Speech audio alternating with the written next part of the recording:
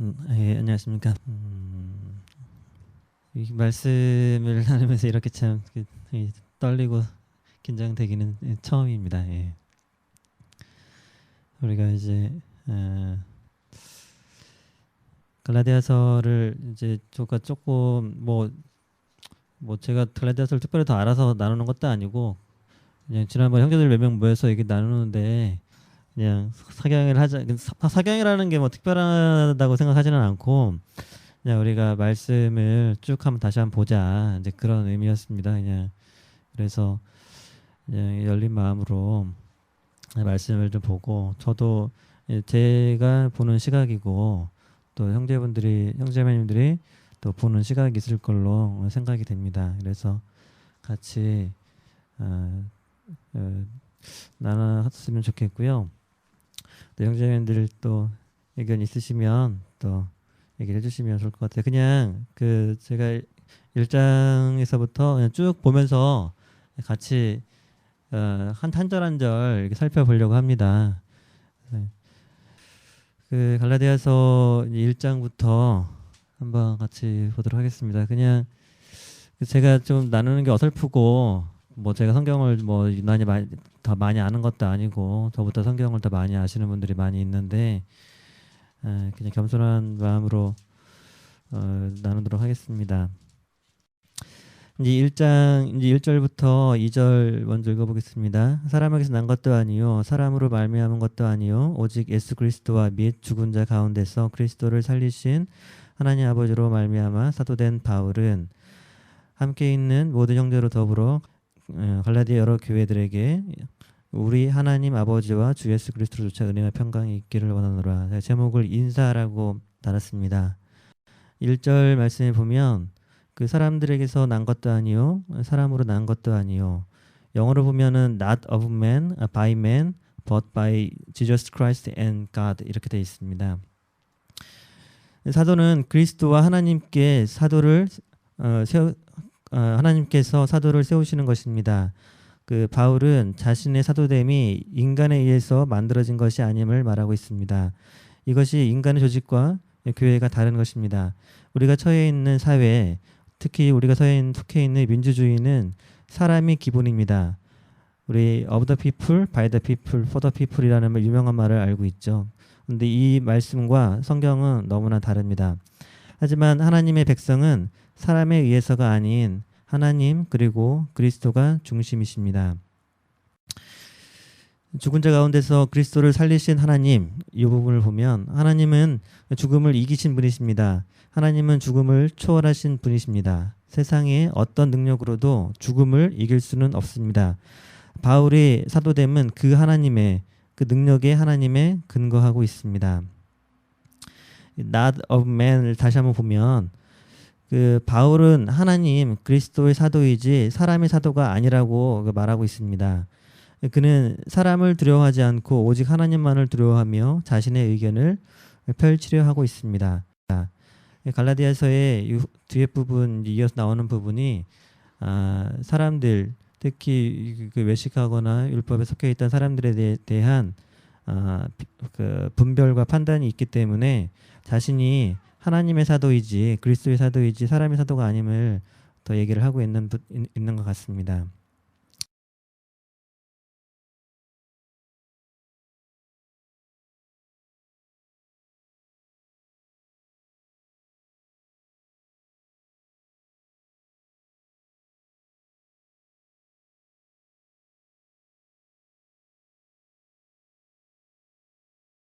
이 절 함께 있는 모든 형제로 더불어 갈라디아 여러 교회들에게 어느 교회인지는 명확하지가 않지만 그 1차 전도 여행에서 보여줬던 그러한 지역의 교회들인 것 같습니다. 3절 우리 하나님 아버지와 주 예수 그리스도로조차 은혜와 평강이 있기를 원하노라. 은혜와 평강도 역시 하나님 아버지와 주 예수 그리스도로 인해서 받는 것입니다. 역시 사람을 통해서 받는 것이 아닙니다. 사람은 흔히 자신의 처한 환경과 일, 다른 사람으로부터 은혜와 평강을 찾으려는 경향이 있습니다. 운영하고 있는 병원이 잘 되면 그 속에 평강이 있다고 생각을 하고 시험을 무사히 마치면 그 속에서 은혜와 평강을 찾으려고 합니다. 불안을 떨치기 위해서 일이나 공부를 더 열심히 하는 경우가 있는데 바로 이러한 이유에서입니다. 그 다음에 4절하고 5절 보겠습니다. 그리스도께서 하나님 곧 우리 아버지의 뜻을 따라 이 악한 세대에서 우리를 건지시려고 우리 죄를 위하여 자기 몸을 들이셨으니 영광이 저에게 세세토록 있을지어다. 아멘. 예, 이 부분은 우리를 건지시기 위해서 그리스도가 죽으심이라고 제목을 달아봤습니다. 4절 말씀을 보면 그리스도께서 자신의 몸을 들이신 이유, 이 악한 세대에서 우리를 건지시기 위함입니다. 악한 세대에서 건진다는 것은 우리가 악한 세대에 속해 있다는 말입니다. 악한 세대에 계속해서 머물러 있으려 하는 것은 주님께서 오신 목적과 전혀 어울리지 않는 것입니다. 우리가 속한 세대가 악한 세대임을 알아야 합니다. 좋은 시대에 살고 있다고 생각하는 순간 이곳이 천국이고 하나님의 존재와 필요를 잊게 됩니다. 하나님과 눈높이를 맞추어야 합니다. 하나님이 거룩하심에 초점을 맞춰야 합니다. 로마서 12장 2절 말씀 잘 아는 말씀인데 너희가 이 세대를 본받지 말고 오직 마음을 새롭게 함으로 변화를 받아 하나님의 선하시고 기뻐하시고 온전한 뜻이 무엇인지 분별하도록 하라. 사실 이 세대를 본받지 않는 것이 어렵습니다. 우리가 제가 병원에서 환자를 대하는 스킬에 대해서 배울 때 단순히 그 지식을 책에서 배우는 것뿐만 아니라 많은 선배들을 통해서 환자들을 어떻게 대하고 병원을 어떻게 운영하고 할 것에 대해서 세상적인 지식을 받게 됩니다. 때로는 그러한 것들이 하나님의 지식과 하나님의 방식과 다른 경우도 많이 있습니다. 하지만 그것이 이 세상이 살아가는 방법이다라고 하면서 그런 것들을 취하는 경우가 많이 있습니다. 그다음에 이제 6절부터 9절까지입니다. 6절 그리스도의 은혜로 너희를 부르신 이를 이같이 속히 떠나 다른 복음 좇는 것을 내가 이상히 여기노라. 다른 복음은 없나니 다만 어떤 사람들이 너희를 요란하게 하여 그리스도의 복음을 변하려 함이라. 그러나 우리나 혹 하늘로부터 온 천사라도 우리가 너희에게 전한 복음 외에 다른 복음을 전하면 저주를 받을지어다. 우리가 전에 말하였거니와 내가 지금 다시 말하노니 만일 누구든지 너희 받는 것 외에 다른 복음을 전하면 저주를 받을지어다. 제가 말 주변도 좀 없고 또 제가 또 말하는 게 어설플 수 있어서 제가 구절마다 이렇게 달아놓은 글을 읽는 것으로 하겠습니다. 조금 지루할 수 있을지 모르겠는데 좀 같이 집중해서 들어주셨으면 좋겠습니다. 이 부분은 제가 다른 복음을 좇는 갈라디아의 교회 다른 복음을 전하면 저주를 받을 것임이라고 제목을 달아봤습니다. 6절 말씀 그리스도의 은혜로 너희를 부르신 이를 이같이 속히 떠나 다른 복음을 좇는 것을 내가 이상히 여기노라. 이 악한 세대에서 우리를 건지시기 위해서 예수님께서 십자가에서 죽으셨습니다. 하나님께서 성도를 부를 때는 은혜로 부르신 것입니다. 하나님의 은혜라고 볼 수도 있고 그리스도의 은혜라고 볼 수도 있습니다. 이 부분에서는 그리스도의 은혜라고 표현을 하고 있습니다. 다른 복음을 좇는 것은 하나님을 떠나는 것입니다. 여기 보면 그리스도의 은혜로 너희를 부르신 이를 떠났다라고 되어 있습니다. 그래서 복음을 좇는 것, 다른 복음을 좇는 것을 하나님 너희를 부르신 이 하나님을 떠나는 것이라고 표현을 했습니다. 홍해를 건넌 이스라엘 백성이 주님을 떠났듯이 하나님을 떠났듯이 다른 복음을 따른다는 것은 하나님을 떠나는 것입니다. 속히 떠나. 갈라디아에서 신자들은 그 하나님을 떠나되 속히 떠났습니다. 별로 고민이나 논란이 없이 다른 복음을 받아들이려 했던 것 같습니다.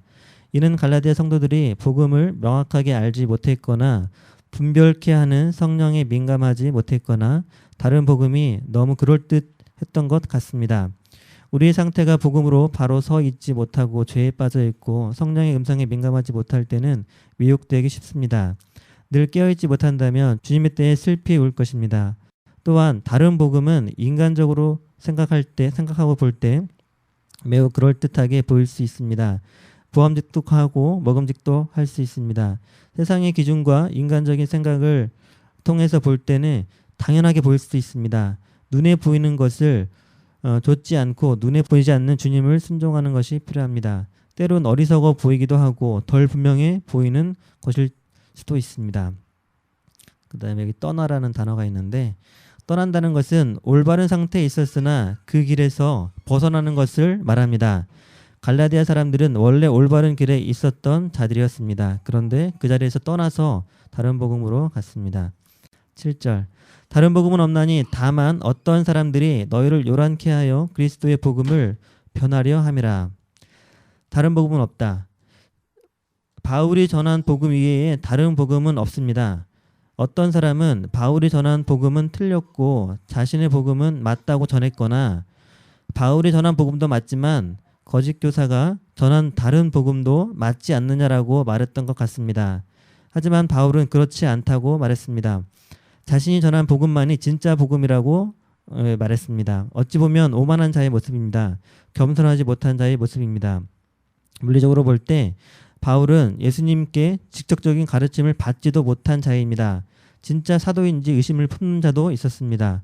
그렇기 때문에 바울은 자신의 사도됨을 지속적으로 언급했던 것으로 보입니다. 하지만 진리는 타협하는 것이 아닙니다. 그리스도의 복음을 변하려 함이라. 복음은 변하지 않는 것임에도 불구하고 바울이 전한 복음에 대해서 그렇지 않을 수도 있다거나 혹은 바울이 전한 복음도 맞지만 또 다른 복음도 괜찮다고 말하는 자들이 있다는 것입니다. 8절 그러나 우리나 혹 하늘로부터 온 천사라도 우리가 너희에게 전한 복음 외에 다른 복음을 전하면 저주를 받을지어다. 우리나 혹 하늘로부터 온 천사라도 바울이 전한 복음 외에 다른 복음은 없다는 것입니다.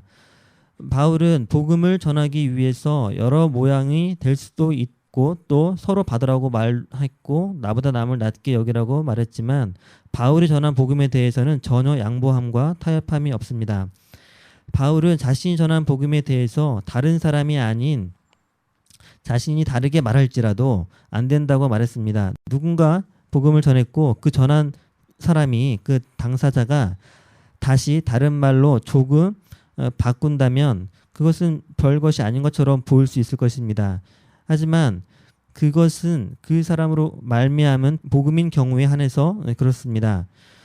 하나님으로 말미암은 복음이라면 변해서는 안 됩니다.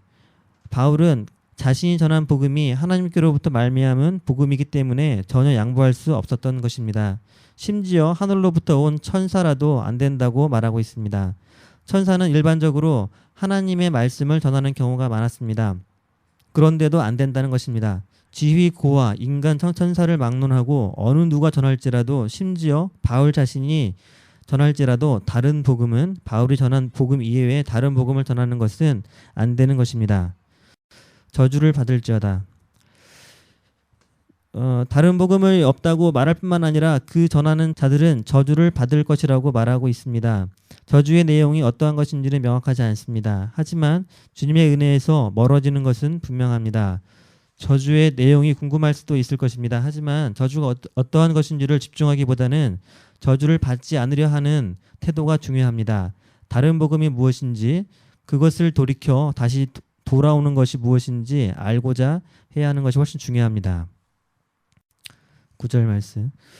우리가 전에 말하였거니와 내가 지금 다시 말하노니 만일 누구든지 너희 받은 것 외에 다른 복음을 전하면 저주를 받을지어다. 전에 말하였거니와 라고 되어 있는데요.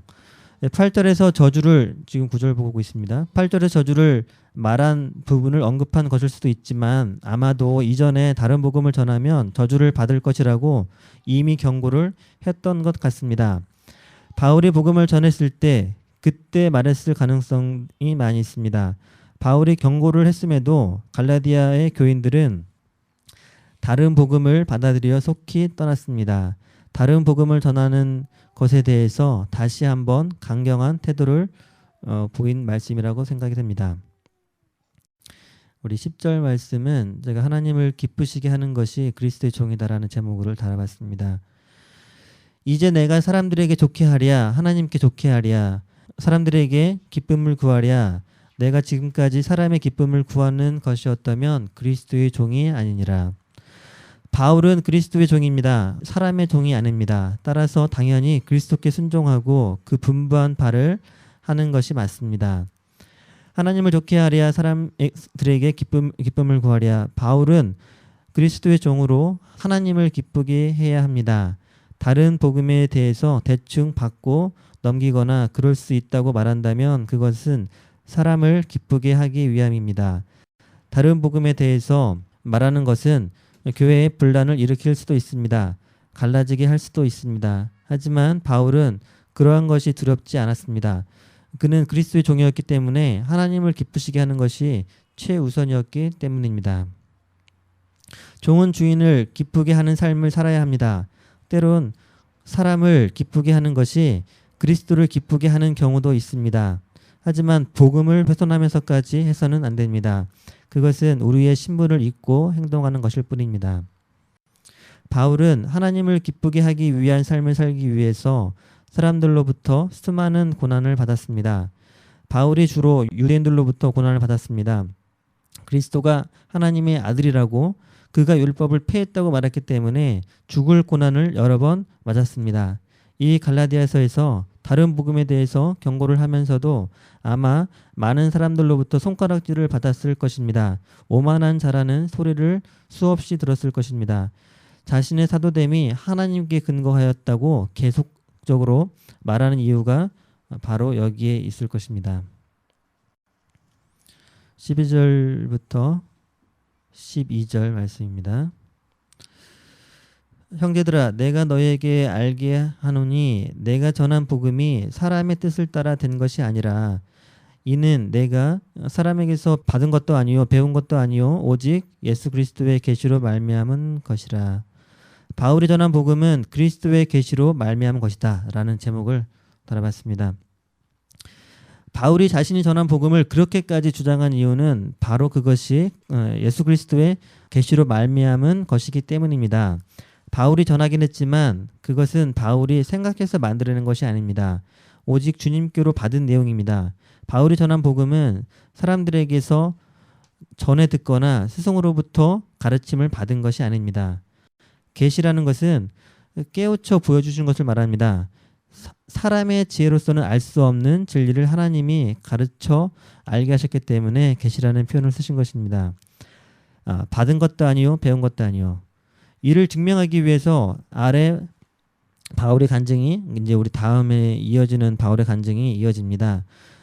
바울이 사도가 되는 과정에서 사람들에게서 배운 바도 없고 전해 들은 바도 없습니다. 오직 주님의 선택으로 사도가 되었고 주님의 계시로 가르침을 받았습니다. 13절부터는 이제 바울의 간증이 끝에까지 일정 끝에까지 나옵니다. 제가 한번 쭉 읽어보겠습니다.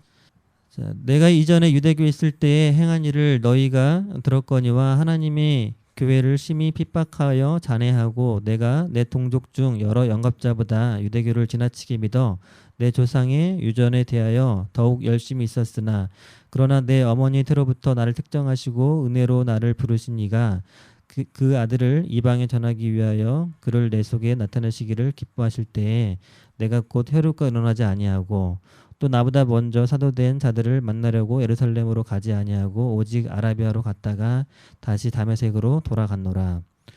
그 후에 3년 만에 내가 게바를 신방하려고 예루살렘에 올라가서 저와 함께 15일을 유할세 주의 형제 야고보 외에 다른 사도들은 보지 못하였노라.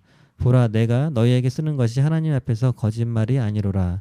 그 후에 내가 수리아와 길리기아 지방에 이르렀으나 유대의 그리스도 안에 있는 교회들이 나를 얼굴로 알지 못하고 다만 우리를 핍박하던 자가 전에 잔해하던 그 마음을 지금 전한다 함을 듣고 나로 말미암아 영광을 하나님께 돌리니라.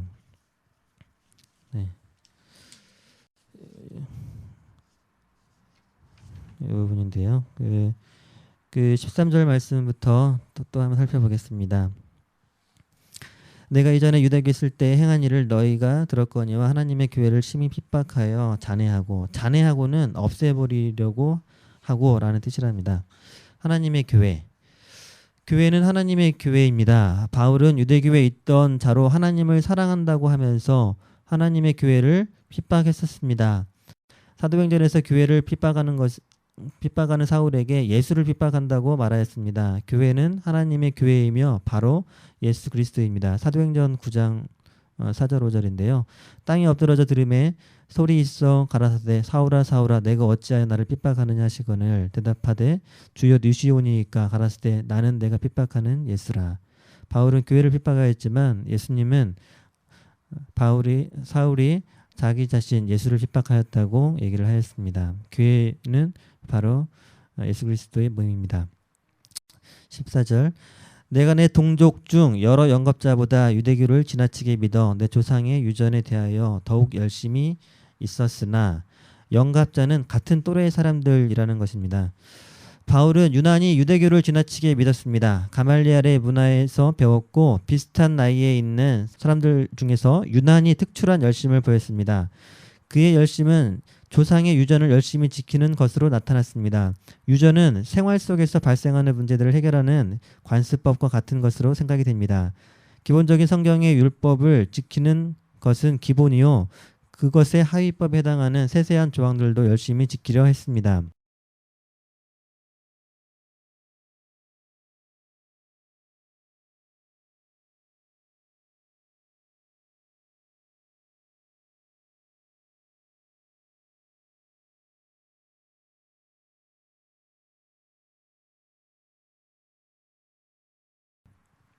바울은 유대교를 지나치게 믿어 조상의 유전에 대해서 열심을 보였다는 것을 말하는 이유는 그랬던 자신이 변해서 주님의 복음을 전하고 있다는 것입니다. 율법을 숭배하듯 쫓았던 그가 변해서 이젠 새로운 복음을 전한다는 것입니다. 15절 그러나 내 어머니의 태로부터 나를 택정하시고 은혜로 나를 부르시니가. 바울은 나이가 들어서 개종을 하였지만 어머니의 태에 있을 때에 하나님께서 택하셨다고 믿고 있습니다. 우리가 그리스도를 믿는 것도 우리가 복중에 있을 때에 아니 이미 태초부터 우리를 선택하신 하나님의 은혜입니다. 우리가 태어나서 우리의 어떤 행위를 통해서 선택을 받았다면 그것은 전적인 하나님의 은혜라고 볼 수가 없습니다. 세상의 원칙은 사람의 지식과 행동, 태도와 경력 등을 보고 그에 대한 평가를 내리고 선택을 하십니다. 하지만 주님은 우리를 그렇게 우리의 성품과 자질과 능력에 기반을 둔 선택을 하지 않으셨습니다. 순전히 은혜로 미리부터 선택하신 것입니다. 구약의 다른 선지자들도 마찬가지입니다. 사실 그 선지자들뿐만 아니라 한 사람 한 사람이 모두 그렇습니다. 은혜라고밖에 말할 수 없습니다. 예레미야 1장 5절에 보면 내가 너를 복중에 짓기 전에 너를 알았고 내가 태에서 나오기 전에 너를 구별하였고 너를 이 열방의 선지자로 세웠노라 하시기로. 이 복중에 짓기 전에 예레미야를 선택하였다라는 말씀을 하고 있습니다.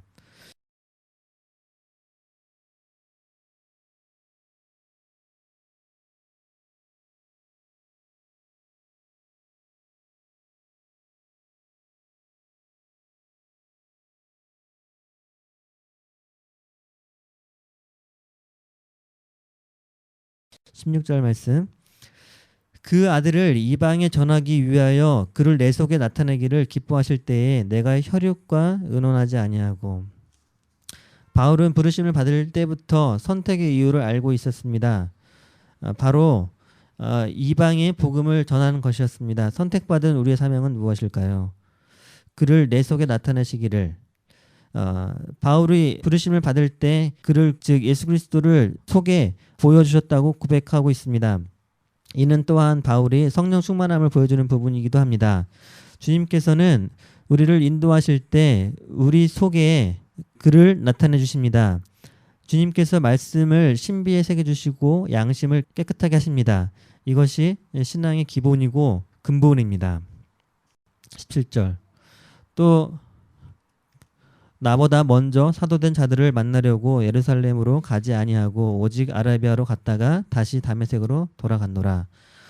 바울은 하나님이 부르실 때 가족과 상의하지 않고 먼저 사도된 자들과도 상의하지 않고 하나님의 인도를 따라 아라비아로 갔습니다. 바울의 신앙이 누군가의 가르침을 받았거나 가르침을 받아들였거나 전해들은 것이 아니라는 것입니다. 온전히 그의 복음은 하나님께로부터 계시로 받은 내용임을 설명하는 과정입니다. 여기서 말한 아라비아는 지역이 방대하기 때문에 어느 지역인지 구체적으로 알 수는 없으나 예루살렘도 아니고 다메섹도 아닌 제3의 장소입니다. 바울이 사람들을 만나지 않고 떠났다고 해서 믿는 자들이 그렇게 하라는 것은 아닙니다. 복음 안에서 교회를 이루고 그 속에서 가르침을 받는 것이 필요하기 때문입니다. 하지만 주님을 개인적으로 경험하고 주님으로부터 받는 계시가 필요할 때도 있습니다. 18절. 그 후 3년 만에 내가 게바를 신방하려고 예루살렘에 올라가서 저와 함께 15일을 유할세 주의 형제 야고보 외에 다른 사도들을 보지 못하였노라. 바울은 개종한 이후 3년 만에 게바 베드로를 만나려고 예루살렘으로 왔습니다. 하지만 오래 있지 않고 오직 15일만 머물렀습니다. 그 외에 주의 형제 야고보를 만났지만 다른 사도들은 보았다는 기록은 없습니다. 짧은 기간 동안 예루살렘에 머물렀고 만났던 사도들도 둘에 불과하다는 것을 말하므로 그의 복음인 다른 사도들 혹은 사람들로부터 배운 바가 아니고 주의 계시로부터 받았다는 것을 말하는 내용입니다. 바울이 전한 복음은 절대로 사람으로부터 받은 것이 아닙니다. 그렇기 때문에 온갖 고난을 무릅쓰고 지키려 한 것입니다. 바울이 베드로와 야고보를 왜 만났는지는 명확하지는 않습니다. 하지만 이 구절은 바울이 전한 복음이 사람들로부터 영향을 받지 않았다는 부분을 설명하는 구절이라고 보는 것이 맞습니다. 주의 형제 야고보. 바울이 만난 야고보는 그 세베대의 아들 야고보가 아니고 요한의 형제 야고보가 아니고 예수님의 동생이죠.